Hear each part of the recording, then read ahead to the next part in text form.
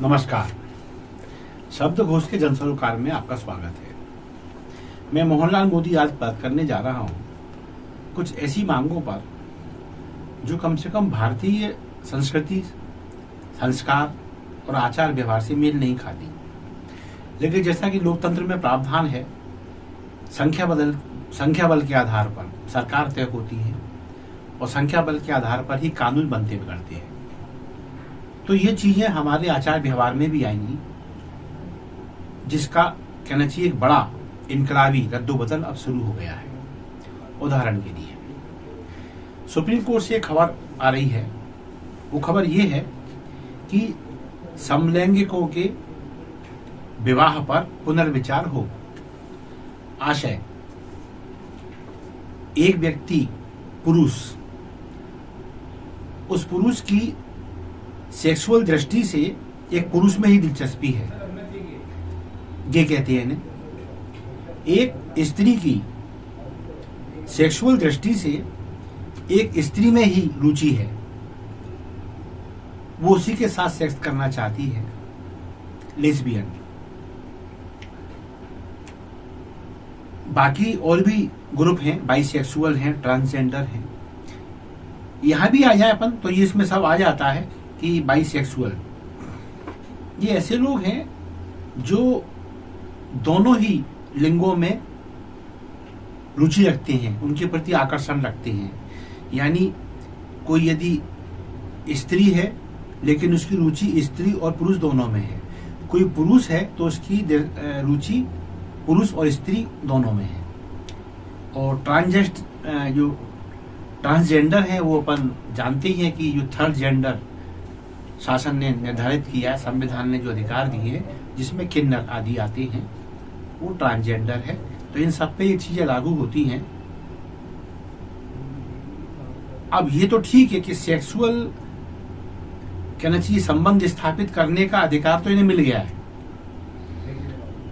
अब विचार हो रहा है कि इनकी आपस में शादी को मान्यता दें अथवा ना दें।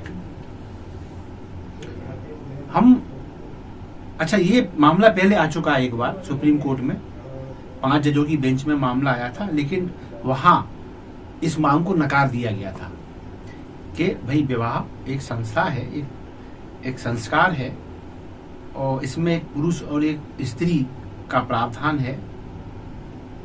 ये समान लिंगों में क्या मतलब हुआ इसका? खैर, 3-2 के फैसले से उस मांग को नकार दिया गया था। अब ये पुनर्विचार के लिए आई है। पुनर्विचार के लिए ये आई है कि मांग वही है, समलैंगिक शादी को मान्यता दी जाए, कानूनी मान्यता। हम सब जानते हैं LGBT ग्रुप है, अंतर्राष्ट्रीय स्तर पर काम करता है ये। इस LGBT में लेस्बियन, स्त्री को स्त्री में सुख, गे पुरुष को पुरुष में सुख, बायोसेक्सुअल पुरुष को स्त्री और पुरुष दोनों में सुख और स्त्री को स्त्री और पुरुष दोनों में सुख, ट्रांसजेंडर, थर्ड जेंडर, जिनका लिंग निर्धारण नहीं है, जो स्वयं अपना लिंग निर्धारण के लिए स्वतंत्र है। तो ये LGBT ग्रुप हो गया। ये इस लड़ाई के लिए लगातार प्रयासरत है। अब ये कैसे लोगों का ग्रुप है ये मैंने बताया था, दोबारा और बता देता हूं। इसमें LG यानी लेस्बियन और गे इसमें आ गए। ये एक ही लिंग में सेक्स करना पसंद करते हैं, यानी कि पुरुष को पुरुष में अच्छा लगता है, स्त्री को स्त्री में अच्छा लगता है। अब आया B, है ना, बाइसेक्सुअल। तो इन्हें दोनों लिंगों में, यदि स्त्री है तो उसको स्त्री पुरुष दोनों अच्छे लगते हैं, यदि पुरुष है तो पुरुष और स्त्री दोनों अच्छे लगते हैं। जैसे ट्रांसजेंडर, जैसा कि थर्ड जेंडर, ये हमारे उसमें आ चुका है। ये LGBT ग्रुप हुआ और ये LGBT ग्रुप इस तरह की मांगों के लिए निरंतर लड़ाई लड़ रहा है और इसमें ये काफी हद तक सफल होता जा रहा है। और सफल होते होते अब ये यहाँ तक आ गया है कि हमें समान लिंग में शादी करने की अनुमति दी जाए। अब ये इसे आधुनिकता ही कहेंगे और क्या है, क्योंकि हम जब सदाचार की, संस्कार की, सनातन की या संस्कृति की बात करते हैं तो फिर दाकियानूसी कहा जाता है ऐसे लोगों को, परंपरावादी, रूढ़िवादी, बड़े अजीब शब्द इस्तेमाल किए जाते जब कोई आचार विचार की, सदाचार की बात करें तो फिर हम इसे आधुनिकता ही कहेंगे वर्तमान परिवेश में, क्योंकि अब अदालत भी इसी राह पर चल पड़ी है। जो हमारी आशाओं की अंतिम केंद्र बिंदु होती है वो भी इस राह पर चल पड़ी है। कैसे वो मैं आगे बताऊंगा। तो हम इतने आधुनिक तो हो गए कि हम रजामंदी के आधार पर अब किसी से भी सेक्स कर सकते हैं। मैं इसे मानवीय जाति तक ही सीमित रख रहा हूं, नहीं तो कोई इसे कहीं और ले जाए। और वो कैसे? वो ऐसे कि अब स्त्री स्त्री से सेक्स कर सकती है, कानून ऐसा बन गया है। पुरुष पुरुष से सेक्स कर सकता है, स्त्री स्त्री और पुरुष दोनों से सेक्स कर सकती है, और पुरुष पुरुष और स्त्री दोनों से सेक्स कर सकता है। बस रजामंदी होना चाहिए।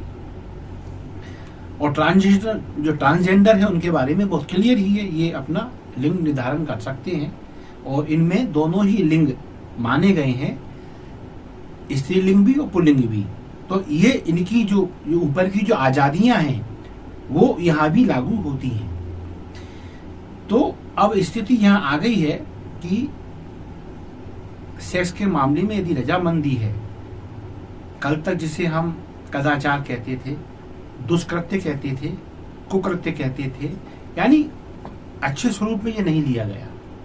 क्योंकि सभ्य मानवी जो प्रजाति है, मैं सभ्य मानव प्रजाति की बात कर रहा हूं, ये जिसे हमने सभ्य माना, उसके अनुसार सेक्स संतान उत्पन्न करने का एक साधन है, कम से कम मनुष्य में। और इसके लिए एक पुल्लिंग और एक स्त्रीलिंग की आवश्यकता होती है।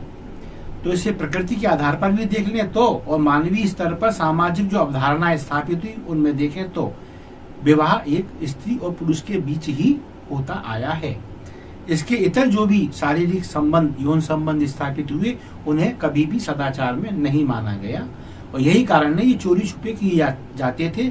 और ये भी बहुत स्पष्ट अवधारणा है, मान्यताएं हैं कि छुपके वही कार्य किया जाता है जो गलत हो, जिसे प्राकृतिक रूप से गलत माना जाता है। जैसे शराब आदमी छुपके पीता है, कानूनी मान्यता शराब को है, लेकिन आज भी इतनी मर्यादा है कि छुपके पीता है। कई मायनों में कई जगहों पर जुआ सट्टा भी वैध है, गुआ, लेकिन वैध तो है, छुपके किया जाता है। तो अभी भी आदमी के अंदर ये तो है कि कानून भले ही मुझे मान्यता दे रहा है लेकिन ये गलत है। तो कुल मिला के स्थिति यह है कि अब हमारे यहाँ आधुनिकता इतनी तो आ गई है कि अब हम रजामंदी के आधार पर इतना कुछ करने के लिए स्वतंत्र हैं। कानून ने हमें इस बात की इजाजत दे दी है। अच्छा, अब बात ये आई है कि ये विवाह, समलैंगिक विवाह की कहना चाहिए पुनर्विचार याचिका क्यों आई है। दरअसल इस मामले में पहले भी एक याचिका सुप्रीम कोर्ट में पहुंच चुकी है। वहां एक लंबी बहस चली और उस बहस के बाद 3-2 के अंतर से यह फैसला आया कि समलैंगिक प्रजाति में विवाह संभव नहीं है, अतः याचिका निरस्त की जाती है। लेकिन इसमें एक बड़ी 5 सदस्यीय बेंच में एक बड़ी विचित्र बात थी, वो ये कि इन 5 में भी 2 जज इस बात से सहमत थे कि मर्द मर्द से और स्त्री स्त्री से शादी कर सकते हैं। तभी तो ये फैसला 3-2 से आया। तो ये हमारी आधुनिक भारत की आधुनिक तस्वीर का आईना है कि अब हमारे जो जज साहिबान हैं वहां भी अब ऐसी विभूतियां हैं जो स्त्री को स्त्री के साथ और पुरुष को पुरुष के साथ सेक्स करने में कोई आपत्ति नहीं देखती थी, नहीं देखती हैं। कानूनी रूप मिल चुका है। अब यहां तक भी उनकी सोच में आधुनिकता स्थान पा गई है कि स्त्री स्त्री से, पुरुष पुरुष से शादी कर सकता है। यानी अब खुल्लम खुल्ला ग्रीटिंग कार्ड छपेंगे, शादी होगी, रिसेप्शन होगा, बारात निकाली जाएगी, जैसा भी जिसके पास जैसी सामर्थ्य है। तो ये आधुनिकता हमारे यहाँ अब बहुत तेजी से पैठ रही है। अब बात यह है कि मामला जब खारिज हुआ तो अब पुनर्विचार याचिका ये LGBT जो वर्ग है, समूह है, इसकी ओर से आ गई। एक मुकुल रोहतगी वरिष्ठ वकील साहब हैं,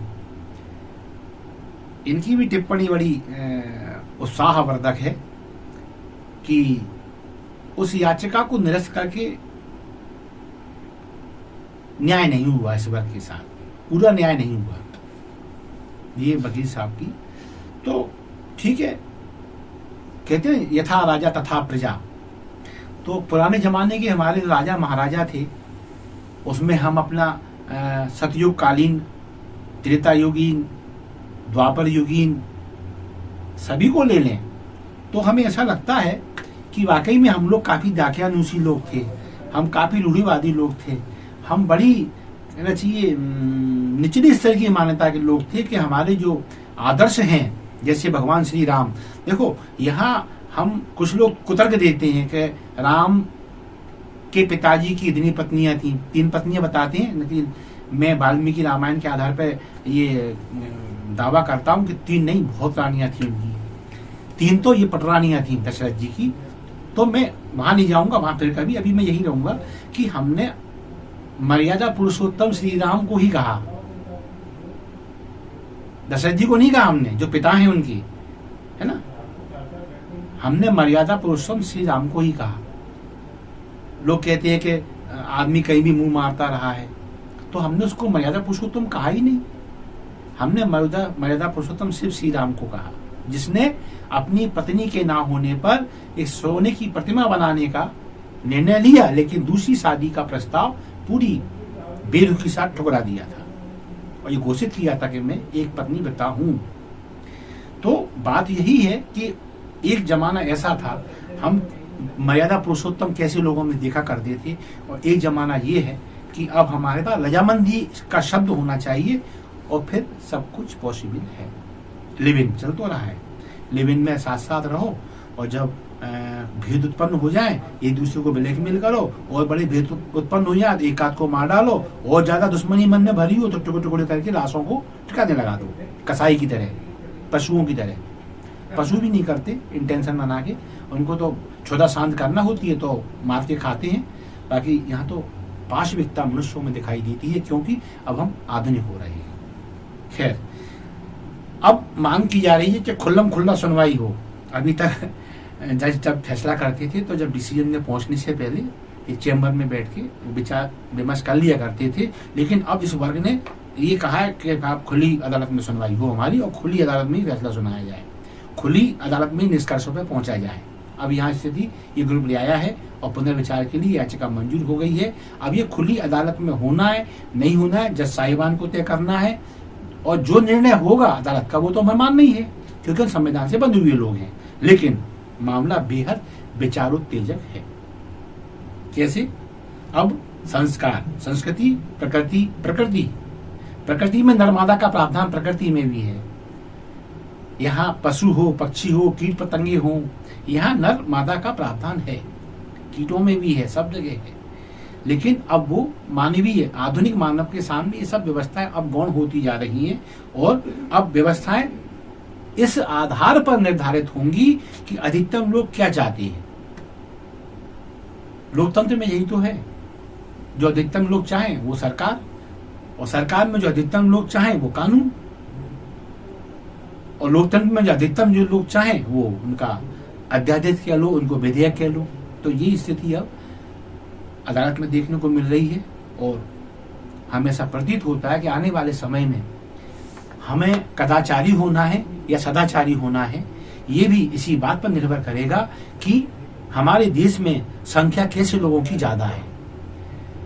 यहां मैं एक बात और कहना चाहूंगा कि ये सब शिक्षा का प्रभाव है, क्योंकि हमने पिछले कई वर्षों से एक धारणा तो बना ली है, वो धारणा आज भी विद्यमान है कि बच्चे कॉन्वेंट स्कूलों में ही अच्छी शिक्षा पा सकते हैं, वहां से उनके अंदर एक यानी कंपटीशन की भावना पैदा होती है, उस योग्य बनते हैं और बड़े बड़े पदों पर नौकरी पा सकते हैं, बड़े उद्योगपति बन सकते हैं, उद्यमी बन सकते हैं, व्यवसायी बन सकते हैं, व्यापारी बन सकते हैं। एक नोट छापने की चलती फिरती मशीन अधिक बनना है तो कॉन्वेंट स्कूल में बच्चों को भर्ती करना चाहिए।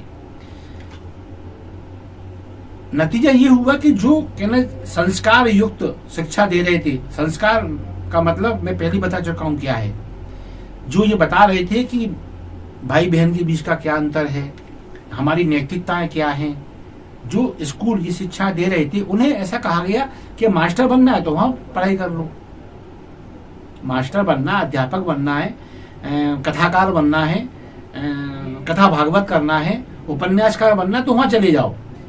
जैसे दयानंद सरस्वती स्कूल हैं आर्य समाज के, सरस्वती शिशु मंदिर हैं राष्ट्रीय स्वयंसेवक संघ संचालित, ऐसे कई संस्थाएं हैं।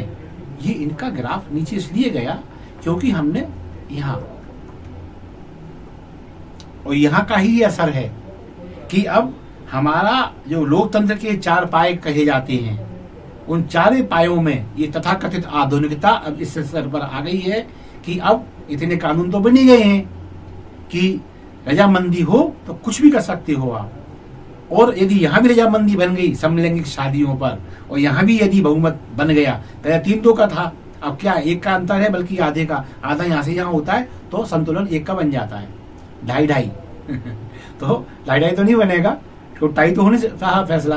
तो बात ये बनेगी कि इसमें पुनर्विचार होना है और निर्णय अदालत को करना है। हाँ, ये हम आश्वस्त हैं कि जो कुछ भी है अब संख्या बल का खेल है।